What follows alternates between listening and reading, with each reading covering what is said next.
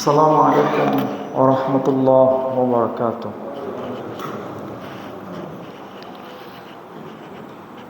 Alhamdulillah rabbil alamin. Alhamdulillahilladzi arsala rasulahu bil huda wa dinil haqq liyudhhirahu 'alad dini kullih wa kafaa billahi shahida. Ashhadu an la ilaha illallah wahdahu la syarika lah wa ashhadu anna Muhammadan abduhu wa rasuluh la nabiyya ba'da. Qala Allah ta'ala fil Qur'anil aziz, a'udzu billahi minasy syaithanir rajim. Bismillahirrahmanirrahim. Wadhkur fil kitabi Maryam idh tabarat min ahliha makanan syarqiyya. Al-ayah, sadaqallahul azim.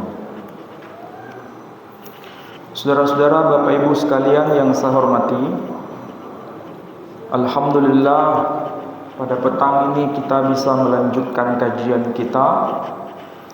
Kita mencoba untuk memahami ayat yang termaktub dalam surah Maryam, surah yang ke-19, ayat yang ke-16 yang tadi saya kutipkan.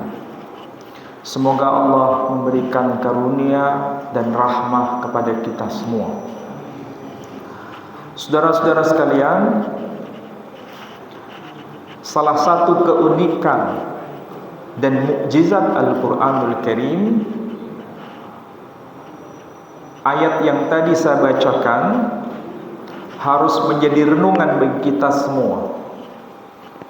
Karena ayat yang tadi saya ucapkan dan saya kutip itu termaktub dalam surah, dan surah ini diberi nama perempuan.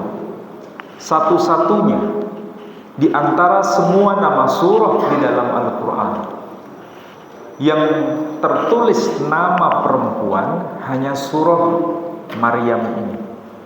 Kita tidak menemukan surah lain di dalam Al-Quranul Karim yang tertulis nama perempuan kecuali di surah ini. Kalau seandainya ada yang bertanya, bukankah dalam Al-Quran ada surah An-Nisa? Ya betul, surah urutan keempat. An-Nisa itu bukan nama manusia perempuan, tapi gender perempuan. Kalau gender perempuan, istilah An-Nisa sama dengan wanita. Jadi bukan nama perempuan, tapi gender, jenis kelamin. Sedangkan surah Maryam itu nama manusia perempuan. Ini harus menjadi perhatian bagi kita, karena ini berkaitan dengan satu peristiwa besar yang terjadi pada satu masa, dan ini tetap berlangsung hampir hari ini. Tadi saya kutipkan ayat 16. Kalau diterjemahkan secara harfiah, wadhkur, dan ingatlah, fil kitab, di dalam Alkitab, mengenai apa? Maryam, mengenai Sayyidah Maryam. Idzin tabalat min ahliha makanan syarqiyyah.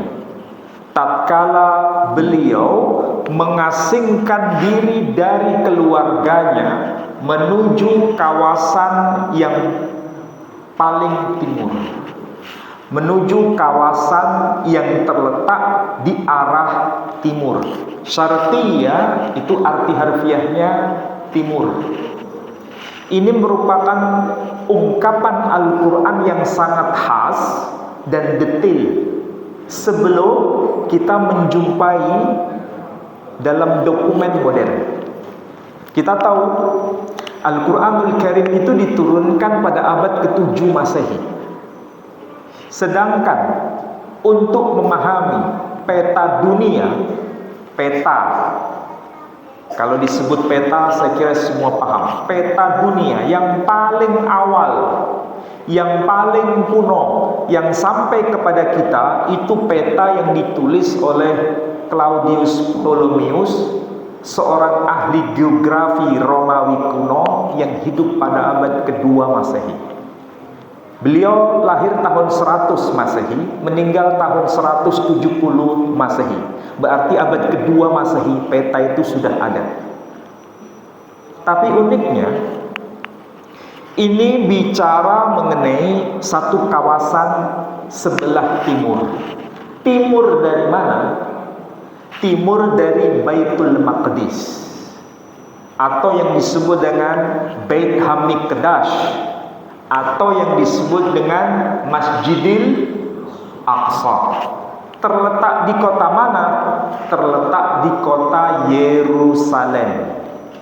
Apakah nama kota Yerusalem tercantum di dalam peta Claudius Ptolemaeus abad kedua Masehi? Jawabannya iya.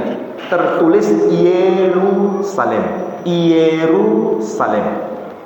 Berarti itu kawasan yang sangat dikenal dan pasti sudah ada penduduknya. Selain itu, ada satu nama yang juga tercantum di peta itu. Nama kotanya disebut Yathriba. Yathriba. Ini nama sejajar dengan nama Yathrib, nama kuno dari Madinah. Kemudian juga disebut nama Makuraba, arah selatan dari Yathriba. Arah selatan dari Yathriba kita kenal sekarang dengan nama Makkah. Claudius Ptolemaeus menyebut dengan nama Makuraba, dari kata Makkah, Rabah. Makkah ya Makkah, Rabah agung, kota Mekah yang agung. Dan itu terletak di kawasan Hijaz. Jadi pertanyaannya, kalau Al-Quran menyebut Maryam mengasingkan diri dari keluarganya ke kawasan sebelah timur, timurnya dari Baitul Maqdis. Sedangkan ini bicara mengenai kelahiran putra Sayyidah Maryam. Putra Sayyidah Maryam yang menjadi keyakinan kolektif saudara kita itu di kota mana? Yerusalem, bukan. Di kota mana? Bethlehem. Jadi keyakinan saudara kita itu mengatakan beliau lahir di kota Bethlehem. Al-Quran tidak menyebutkan nama tempat, hanya menyebutkan arah timur. Pertanyaannya sekarang, Bethlehem itu terletak di arah timur Baitul Maqdis, atau arah barat Baitul Maqdis, atau arah utara Baitul Maqdis, atau arah selatan Baitul Maqdis? Nah, kayaknya belum baca peta ya. Bethlehem itu terletak di arah selatan Baitul Maqdis. Sedangkan Al-Quran berkata bukan arah selatan, tapi arah timur Baitul Maqdis. Berarti beda atau sama? Beda. Yang kedua, ketika Sayyidah Maryam melahirkan jabang bayi itu di bawah pohon kurma. Sedangkan saudara kita, beliau dilahirkan di mana? Di kandang domba atau sapi? Kandang domba. Jadi menurut Quran di bawah pohon kurma. Sedangkan saudara kita di kandang domba. Pertanyaannya sama atau beda? Beda. Ketiga, pohon kurma, kalau kita mengerti ilmu pertanian, pohon kurma itu pasti dan memang pasti tumbuh kurmanya itu di bulan apa? Bulan Desember? Bukan. Januari? Bukan. Agustus? Jadi pohon korma itu baru tumbuh, rutop itu tumbuh, itu di bulan Agustus. Pertanyaannya, Agustus itu musim hujan atau musim kemarau? Musim panas atau musim dingin? Panas. Saudara kita merayakan di musim panas atau musim dingin? Musim dingin. Jadi Quran menegaskan itu di iklim panas, saudara kita menegaskan di iklim dingin. Sama atau beda? Beda. Yang keempat, tadi yang ketiga ya. Yang keempat, ketika jalan bayi itu dilahirkan di bawah pohon korma, di kawasan itu ada anak sungai, dan malaikat Jibril menyeru dengan bahasa Quran min tahtiha, di kawasan yang paling rendah. Ini menakjubkan Al-Quran ini. Bahasanya sederhana. Jibril menyeru kepada Sayyidah Maryam di kawasan yang paling rendah. Sekarang ini sudah terbukti, kawasan yang paling rendah di muka bumi ini, silakan cek di Google, the lowest land of the world, tanah yang lokasinya terendah. Mekah posisinya rendah, tapi lebih rendah kawasan yang dimaksud dalam Al-Quran ini. Tanah apa itu? Tanah yang disebut sekarang dengan nama Yerikho. Sedangkan Yerikho itu sudah dikenal sebagai kawasan pohon korma sampai hari ini. Dan korma dari Yerikho itu dikenal dengan nama kurma Maryam. Kalau kita kan hanya sekedar mengenal roti Maryam, ya kan? Ada kurma Maryam. Kurma Maryam itu kurma terbaik, ukurannya terbesar dibanding kurma-kurma yang lain. Kurma Saudi kalah besar, kurma Mesir kalah besar, kurma Lebanon kalah besar, kurma Yordania kalah besar dibanding kurma Yerikho ini. Makanya disebut sebagai kurma Maryam. Nah, sekarang apa yang menjadi keyakinan kolektif oleh saudara kita itu tidak perlu terjadi olok-mengolok, tidak perlu ikut campur, tapi harus saling menghargai. Tapi masalahnya, kenapa Al-Quran memberikan perspektif yang berbeda? Kenapa? Ada sebabnya. Saudara kita yang kaum Kristiani itu, meskipun merayakan hari kelahiran itu di bulan yang musimnya dingin, tetapi itu pun berselisih di antara mereka sendiri. Kalau yang Katolik itu merayakan tanggal 25 Desember. Kalau yang Ortodok, Kristen Ortodok itu merayakan di tanggal 7 Januari. Selisihnya berapa hari? Hampir 2 minggu. Betul ya? Selisihnya itu hampir 2 minggu. Tapi ini pelajaran bagi kita yang muslim ini, pelajaran. Kita tahunya, saudara kita merayakan hari raya Natal itu, ada nggak nuansa hiruk pikuk beda pendapat di telinga kita? Nggak ada kan? Padahal perselisihannya berapa hari? Hampir 2 minggu. Tapi nggak kedengaran perselisihan itu.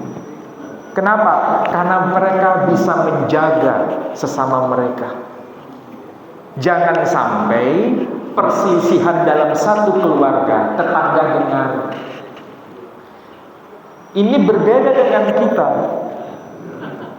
Kita ini kalau lebaran selisihnya itu berapa hari? Serius saya tanya, 1 hari atau 1 minggu? 1 hari. Tapi perselisihan di antara kita satu keluarga itu sampai malaikat tuh dengar. Tahu maksudnya? Padahal perselisihan kita itu, kalau berselisih Muhammadiyah misalnya hari Rabu, NU hari Kamis, atau NU hari Rabu, Muhammadiyah hari Kamis, selisihnya cuma sehari. Tapi tetangga semua dengar. Nah, ini pelajaran.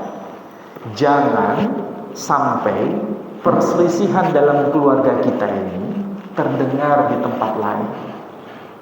Untuk menjaga apa? Menjaga ukhuwah. Menjaga ukhuwah. Kita tahu Islam itu benar, iya. Tapi benarnya Islam itu kalau dalam konteks ijtihadi jangan dibesar-besarkan.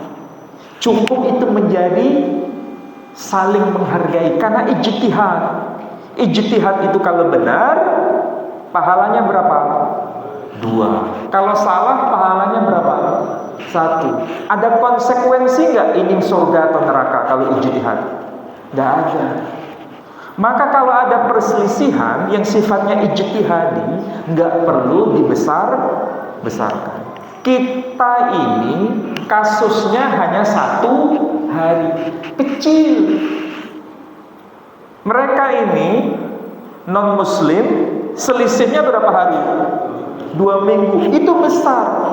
Mereka tahu itu masalah besar, tapi bisa diperkecil. Kita punya masalah kecil, diperbesar. Kira-kira ini kita bijak atau tidak? Tidak bijak. Nah, ini pelajaran pertama. Pelajaran kedua, Al-Quranul Karim. Sekali lagi, Al-Quranul Karim memberikan perspektif yang berbeda. Tokoh yang dibahas itu sama, tapi detailnya itu berbeda. Karena Al-Quran itu punya tujuan. Kalau bahasa sederhana begini, Al-Quran itu banyak muatan kisah masa lampau, yang tentu saja ini menjadi perhatian bagi kita. Kalau Al-Quran itu bicara sambil lalu secara global, biasanya itu yang terdahulu dalam kitab terdahulu itu pasti benar. Artinya tidak dikritik. Makanya Quran ceritanya sambil lalu, hanya global. Tapi kalau Al-Quran itu menceritakan itu sampai detail, dan detail sekali, seperti kisah kelahiran Nabi Isa alaihissalam, arahnya di timur, kelahirannya di bawah pohon kurma, di tempat yang di situ ada mata air. Kalau masih ada air di mata air, berarti sumbernya itu sudah kering. Logikanya kalau sumbernya sudah kering, air itu hanya dijumpai di anak sungai. Itu berarti terjadi di musim panas, karena air hanya sisanya ada di anak sungai, berarti sumbernya sudah habis. Itu pasti di musim panas. Detail sekali Al-Quranul Karim itu. Bahkan bukan hanya perspektif historis yang diluruskan, tapi perspektif teologis juga diluruskan. Sangat detail. Itu berarti apa yang tercatat dalam kitab sebelumnya itu dianggap oleh Quran keliru, maka diluruskan. Jadi Al-Quran itu sebagai musaddiq. Musaddiq itu ibaratnya pisau bermata 2. Satu, kalau itu benar dikatakan benar, kalau keliru menyimpang diluruskan. Nah, yang lebih menakjubkan ini begini. Kita tahu ada satu ayat dalam Al-Quranul Karim. Misalnya ayat yang termaktub dalam surah Ar-Rum. Dalam surah Ar-Rum itu ada ayat yang berbunyi begini. Wa min ayatihi manamukum bil-laili wan-nahari wabtigha'ukum min fadlih. Dan dari sebagian tanda-tanda kekuasaan Allah, Dia jadikan malam sebagai istirahat kalian, dan Dia jadikan siang hari untuk bekerja bagi makhluk hidup mencari rizkinya Allah. Jadi malam untuk istirahat, siang untuk bekerja, mencari rezekinya Allah. Itu ayat Al-Quran. Tapi aneh, ayat Al-Quran ini ada kesejajaran, ada kemiripan, meskipun termaktub di luar Al-Quranul Karim dalam kitab yang disebut kitab Manawa Dharma Sastra. Kitab Manawa Dharma Sastra ini tertulis dalam bahasa Sanskerta. Kitab Manawa Dharma Sastra itu tertulis ayat yang berbunyi Ratri Swapnaya Bhutanam Rastayai Karyama Namaha. Ratri Swapnaya Bhutanam, kami jadikan buta sebagai istirahat kalian. Kalau buta dalam bahasa Jawa itu menjadi apa?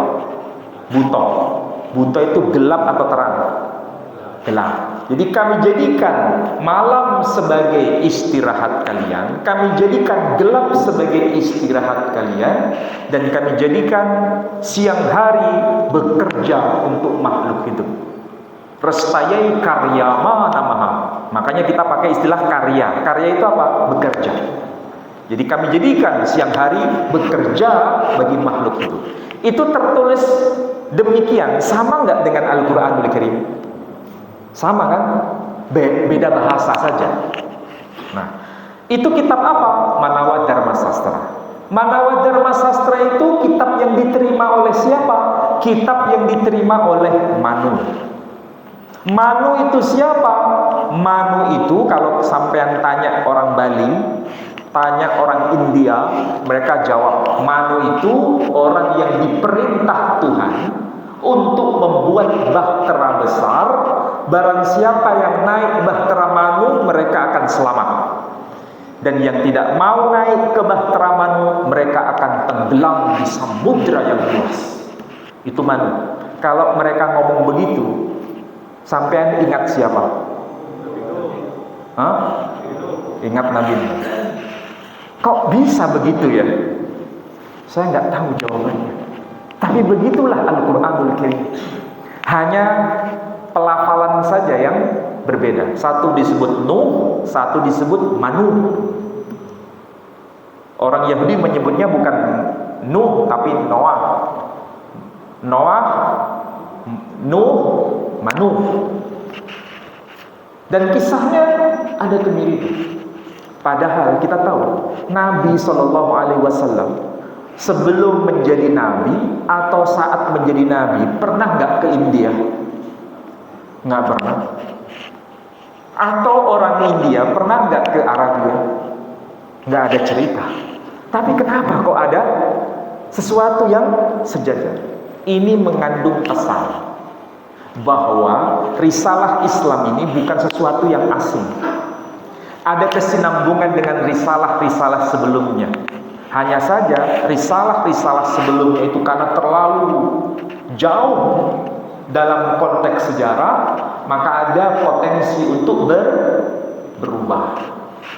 Ada sebagian yang terdeteksi masih ori, maka itulah yang kemudian disampaikan di dalam Al-Quran. Kalau itu betul, dikatakan betul. Padahal saya tanya sekarang, apakah India, agama di India itu agama samawi atau bukan?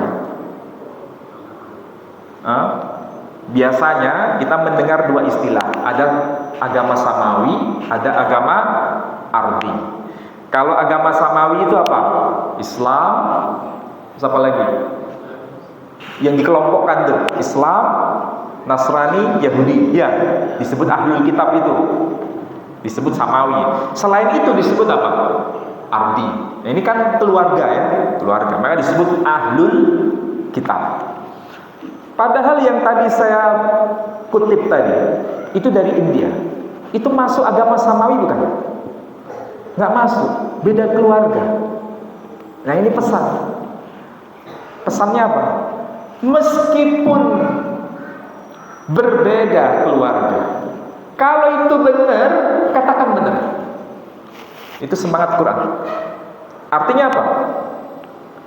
Benar, katakan benar, meskipun bukan dari keluarga kita. Nasrani bagian dari ahlul kitab. Namanya ahl, artinya keluarga. Satu keluarga dengan kita. Tapi Allah Subhanahu wa taala mengkritiknya. Artinya apa? Ada kekeliruan. Keliru, katakan keliru, meskipun dari keluarga kita sendiri. Ini pelajaran luar biasa Al-Quran itu. Ringkasnya apa? Kalau benar, katakan benar, meskipun bukan bagian dari kita. Kalau keliru, katakan keliru, meskipun bagian dari keluarga kita sendiri. Saya ulangi lagi. Benar, katakan benar, meskipun bukan bagian dari keluarga kita.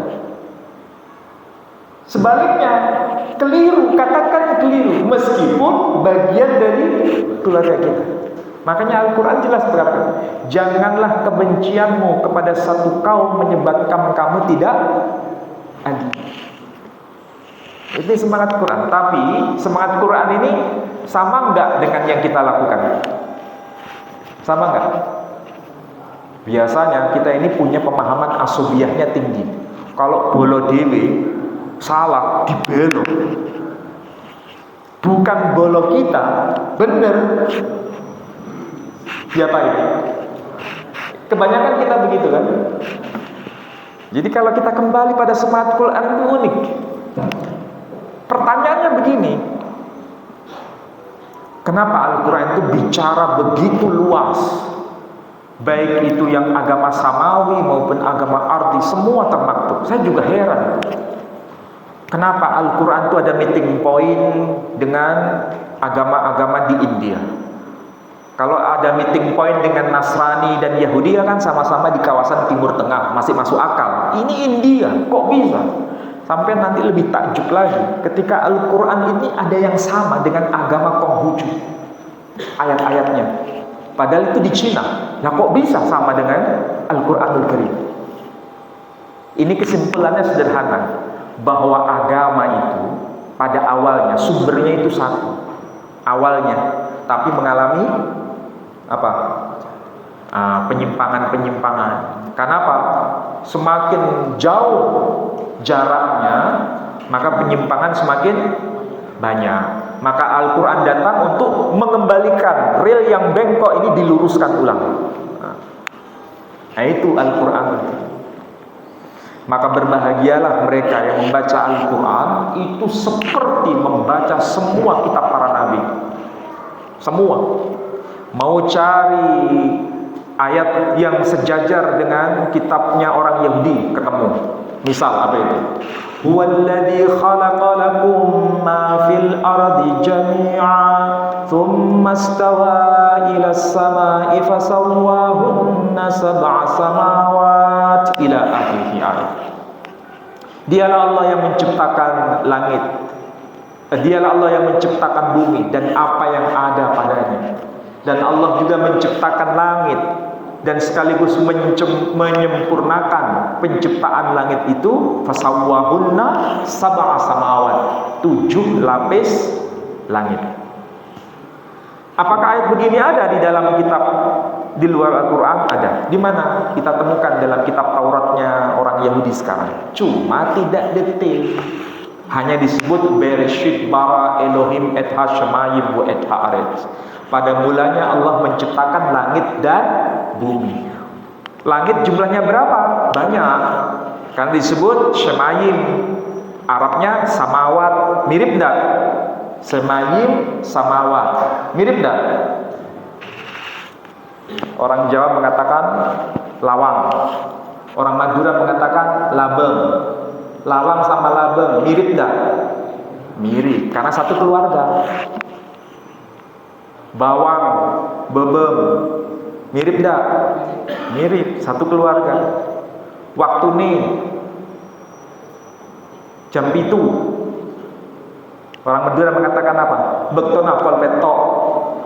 Iya. Mirip enggak? Mirip, karena satu keluarga. Nah, kalau Quran mengatakan samawat, orang Yahudi mengatakan Shemayim. Mirip enggak? Mirip. Kenapa? Karena satu keluarga. Tapi berapa jumlah langitnya? Nggak disebut detailnya. Quran menyebut sab'a samawat, lebih detail. Kenapa bisa begitu? Karena memang sumbernya itu satu awalnya. Kalau benar, katakan benar, Quran datang untuk menyempurnakan. Ini baru bicara kesamaan antara Al-Quran dengan Taurat. Itu nanti kalau ketemu dengan kitab agama Konghucu, sampean tahu nggak agama Konghucu itu kayak apa? Nggak tahu. Agama orang Cina itu loh. Siapa yang membawa agama Konghucu dan agama Tao? Lao Tse. Lao Tse. Orang Cina kan ngomong "wo bu zhi dao ni hao ma" gitu-gitu kan. Nah, itu bahasa Mandarin. Siapa tokoh besarnya? Lao Tse. Apakah Lao Tse itu Nabi Lut? Wallahu a'lam. Apa bisa jadi Lao Tse, karena mereka ini mengucapkannya itu susah, menyebut Lut itu susah. Muncul apa? Tokoh Lao Tse. Menyebut Umar itu susah. Umar. Syafi'i nggak bisa ngomong Syafi'i. Muhammad nggak bisa ngomong Muhammad. Loh, serius nih. Ada kan di Surabaya ini PT. Apa itu? Nah, singkatannya saya lupa. Pokok Perhimpunan Tauhid Islam Tionghoa. Ya. Jadi itu kalau misalnya Al-Quran itu bukan disandingkan, didialogkan dengan kitab-kitab lain, itu Quran itu nyambung semua. Nah, sekali lagi, sebagai kesimpulan, Al-Quran mengkritik tujuannya untuk meluruskan. Ya, seperti kisah Nabi Isa ini diluruskan semua. Jadi kalau mereka merayakan itu, nggak usah diganggu. Tapi juga nggak perlu ikut-ikutan. Nah, kalau saudara ada yang ikut-ikutan, kira-kira itu sesuatu yang boleh atau tidak boleh? Tidak boleh. Karena apa? Ini namanya tidak cerdas memahami. Kita harus mencontoh mereka seharusnya. Loh, hati-hati dengan bahasa saya ini. Ini bukan keliru. Ini baru koma, belum titik. Kenapa harus dicontoh? Jawabannya sederhana. Mereka itu patut dicontoh oleh kita karena mereka itu memahami agama itu secara benar, sesuai dengan iman mereka. Contohnya begini. Kalau hari Lebaran Idul Fitri, ada nggak spanduk di gereja? Ada. Selamat Hari Raya Idul Fitri. Ada nggak? Ada. Selamat Hari Raya Idul Adha. Ada nggak? Ada. Selamat menunaikan ibadah puasa. Ada nggak? Ada. Benar nggak itu bagi mereka? Benar, karena tidak menciderai iman mereka, nggak ada masalah. Tapi ketika selamat Hari Maulid Nabi, dipasang nggak spanduk itu di gereja? Hah? Dipasang? Nggak ada. Nggak ada kan? Pertanyaannya, kenapa kok nggak ada begitu? Hah? Kenapa? Alasannya sederhana. Kalau itu dipasang, itu menciderai iman mereka. Karena kalau dipasang berarti mengakui Muhammad Sallallahu Alaihi Wasallam sebagai Nabi. Mereka mengakui nggak sebagai Nabi? Enggak, makanya nggak dipasang. Berarti benar nggak cara begini ini? Benar nggak? Benar. Mereka nggak mengucapkan selamat. Enggak. Kenapa? Itu sudah benar. Ini yang harus kita contoh. Kita ini yang kadang-kadang aneh. Anehnya apa? Masang spanduk selamat Natal. Dipasang di mana? Di masjid. Iya kan? Baru nggak ya? Yang saya sampaikan, baru nggak? Kalau di sini disebut Natal, kalau di Timur Tengah nggak ada Natal. Yang ada disebut Aidul Milad, Hari Raya Milad. Milad itu ya Natal, bahasa Arabnya. Kalau Natal itu bahasa Latin. Kalau orang Kristen Arab di sana Aidul Milad. Jadi Aidul Milad, bukan Natal. Di sini Natal pakai apa? Bahasa Latin. Di sono pakai bahasa Arab. Milad itu Sama dengan maulid enggak? Sama, artinya kelahiran. Cuma bedanya kalau Natal atau Milad itu kelahiran anak Tuhan, kalau Maulid kelahiran utusan Tuhan. Mereka saja tidak berani mengucapkan selamat atas kelahiran utusan Tuhan. Lah kok saudara panjenengan Bolodewi sampean mengatakan selamat atas kelahiran anak Tuhan. Sampean tahu Bolodewi sampean sapa?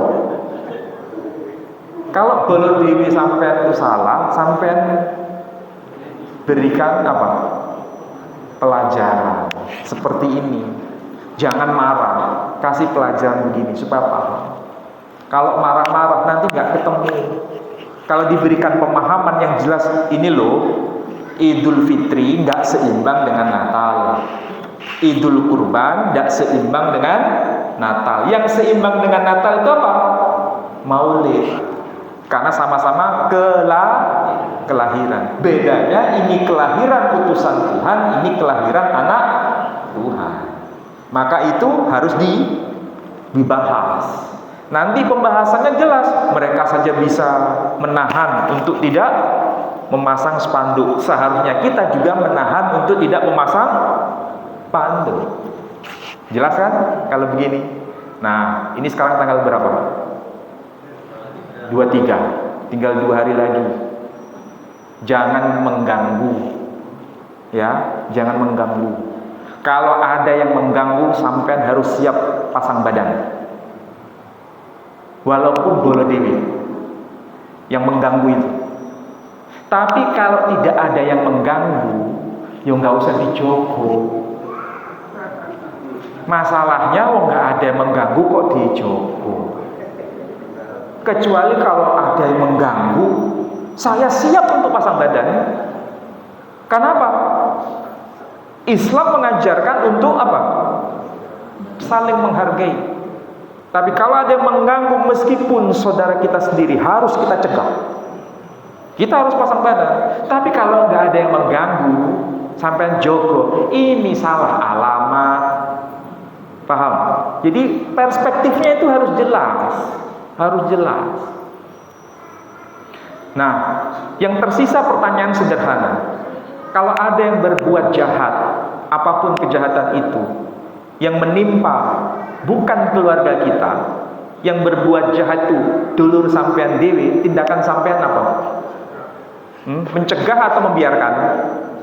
Harus mencegah. Nggak boleh. Itu yang harus diposisikan secara benar. Jangan sampai kebablasan sholawatan di dalam tempat ibadah agama lain. Ada nggak begitu? Sarungan, terbangan ke tempat ibadah lain. Ini benar atau enggak? Nggak tepat. Memang nggak ada tempat lain lah sholawatan itu. Nggak ada tempat lain lah membaca sesuatu yang sifatnya syair-syair Islami di tempat yang benar itu. Oh, nggak ada. Bisa jadi itu dilakukan karena tidak mengerti. Bisa jadi. Kenapa? Karena kebiasaan kita ini terlalu gampang melakukan sesuatu tanpa mendengar secara jelas. Itu kebiasaan kita. Mendengar saja separuh-separuh, ya kan? Belajar saja nggak tuntas. Ini masalah kita sebetulnya. Maka belajar itu penting. Sekali lagi sebagai penutup, kita harus beriman sesuai standar Al-Quranul Karim. A katakan A, B katakan B. Kalau berbeda, lakum dinukum waliyadin. Tidak boleh mengganggu dan tidak boleh mencampur aduk. Itu saja, selesai. Ya, mudah-mudahan yang saya sampaikan bermanfaat untuk saudara-saudara sekalian. Baik, ada yang mau tanya? Ada? Kalau nggak ada, sudah pintar semua, sudah paham, tinggal implementasi. Ya, saya kira demikian. Mohon maaf kalau ada kata-kata saya yang kurang berkenan. Saya tutup dengan doa penutup majelis. Subhanakallahumma wa bihamdika asyhadu an la ilaha illa anta astaghfiruka. Assalamualaikum warahmatullahi wabarakatuh.